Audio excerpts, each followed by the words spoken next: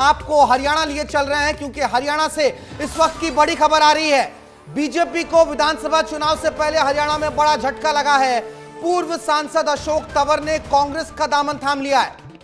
महेंद्रगढ़ के गांव बवनिया में कांग्रेस की विशाल जनसभा हो रही थी। यहीं पर पहुंचे अशोक तंवर और राहुल गांधी के सामने उन्होंने कांग्रेस का दामन थामा है। घर वापसी हुई है अशोक तंवर की।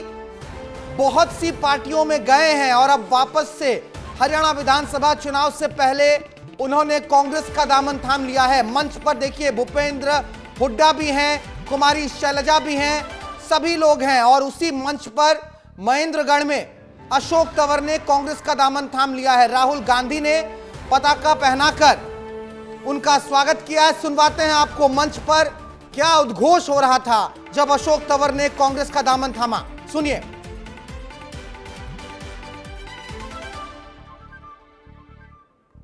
बीच में पूर्व सांसद अशोक तंवर जी आज अपने घर में वापस आ गए हैं।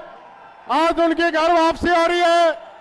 राहुल गांधी जी उनका कांग्रेस परिवार के अंदर स्वागत कर रहे हैं।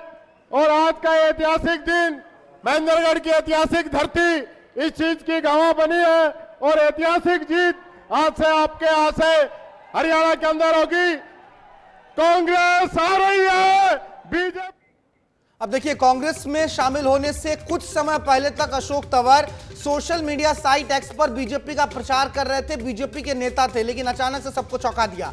है कौन अशोक तंवर जिसने हरियाणा चुनाव में इतनी खलबली पैदा कर दी है? आज कांग्रेस में शामिल होकर आप जान लीजिए अशोक तंवर कौन है। अशोक तंवर की राजनीतिक करियर की शुरुआत एनएसयूआई से ही हुई थी। 1999 में जेएनयू में एनएसयूआई के अधिकारी बने थे। उसके बाद 2003 में एनएसयूआई के अध्यक्ष चुने गए अशोक तंवर।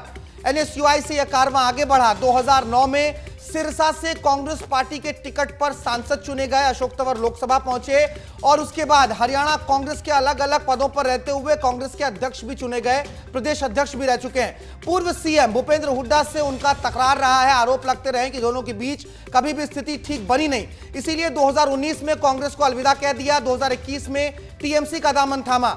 अब जो है बीजेपी छोड़कर वापस से शामिल हुए कांग्रेस में। अमृत तिवारी हमारे सहयोगी जुड़ गए सीधे दिल्ली से।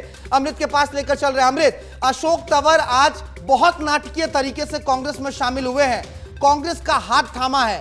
क्या ये बहुत बड़ी बात हो जाएगी हरियाणा विधानसभा चुनाव के लिहाज से?